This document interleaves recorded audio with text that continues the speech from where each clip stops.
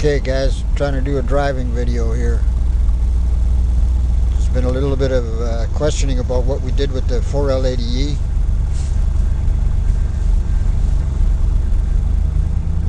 That's our little control block there. All it does is it just comes through on the control block back to the wiring on the computer. I'm pointing at it, but I should show it. Oh, here's the computer. It's on its way out. Solenoid there is for our torque converter lockup. There's the little VSSB, the buffer for the speedometer. Haven't got around to modifying that yet. You see the three switches on there. The very top switch, the clear orange plastic one, is our torque converter lockup. The one immediately below it on the red is for the 1-2 shift solenoid. The other one is for the 3-4 shift solenoid. These transmissions, all they do is they use a combination of the two solenoids together with the torque converter lockup to shift the gears. Shift solenoid 1 on, it's first gear, both switches off, second gear. Shift solenoid 3-4 on, third gear, both solenoids on, fourth gear. Now we didn't do any torque converter lockup there, just because we're on a stretch of road here. We're coming right away into a hill, so it doesn't do anything anyways. The gauges above, they're just a shift. The gauges above is this one closest here is for the charge pressure of the injection pump. We're not utilizing it yet.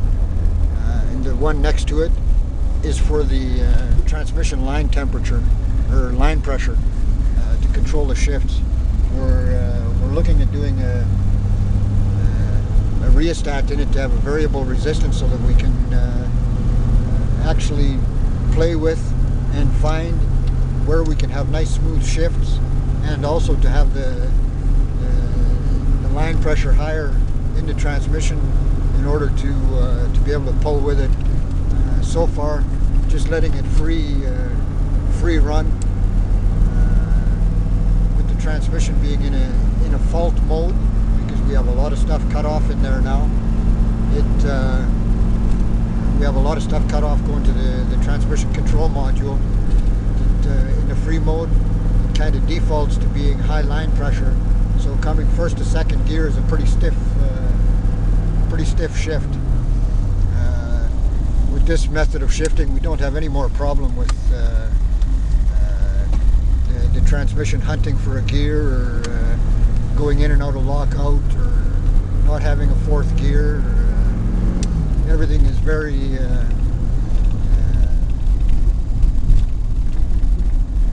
very sure that it's going to be where we click it to be. We're going to do another model later on where it's with an actual floor shifter, so it also mechanically shifts in and out of gears. Because one thing, unless the actual shifter on the column is in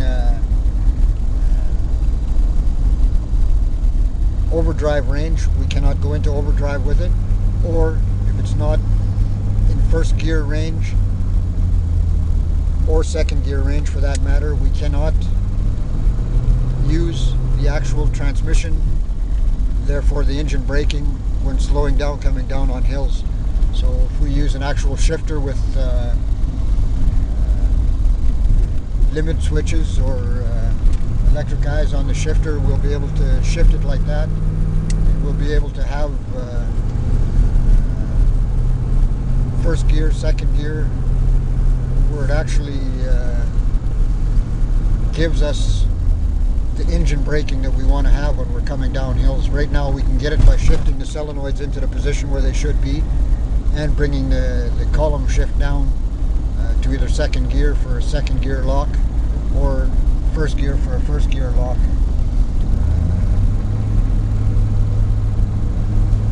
If we don't have the solenoid shifted in, when we're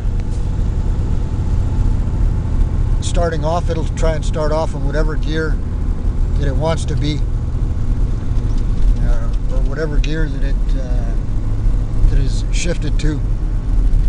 So we can try starting off in 4th gear, if you can believe it. It's not a nice thing. Or we can try starting off in 2nd gear, which is not a bad thing. We came into this here modification because of we had a solenoid go out in the transmission, and all we had was 2nd and 3rd gear. So our 1-2 shift solenoid was gone.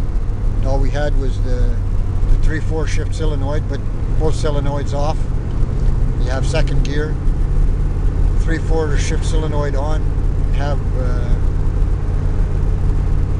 3rd gear. So we did one run with just 2nd and 3rd gear to Ottawa and back. That's when we met up with Sean down there, and we were pulling a trailer back with only a 2nd and 3rd gear. Was not a real nice event. You'll see here now, Jeff is in 3rd gear and he's shifting back into 1st gear. No thumping or banging. The way we've learned now to limit the hard shift going into 2nd gear is we just let off the gas a little bit. So there's no more solid bang going in. As soon as we have our trailer hooked up to it, to the truck, or any decent load in the box of the truck. Right now we just have our box in, so we're only about 1,100 pounds. But if we have the wheelbarrow in, or a decent load in the box, there's no stiff shift from 1st to 2nd. It's very smooth.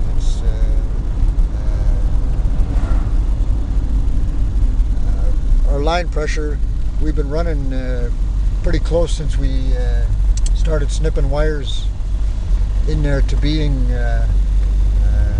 shifting at around 170 psi. In reverse, we see that it goes up to about 400 psi when we're in reverse. So I would like to try and figure out a way that I can get that high line pressure to hold it in gears with our forward gears. I'm not sure if I'm on the right track with that or not, but I think that it would be really good and eliminate some clutch wear if we were able to use a really high line pressure when we're pulling on the highway with it. Anyway, that's about it for now. We're running down to Saint Agathe. There's another missed shift. Jeff must be nervous. We're running down to Saint Agathe to go and try and pick up a check, and hopefully also some food for the gaping maws we have at home. Anyways, have a good day, guys.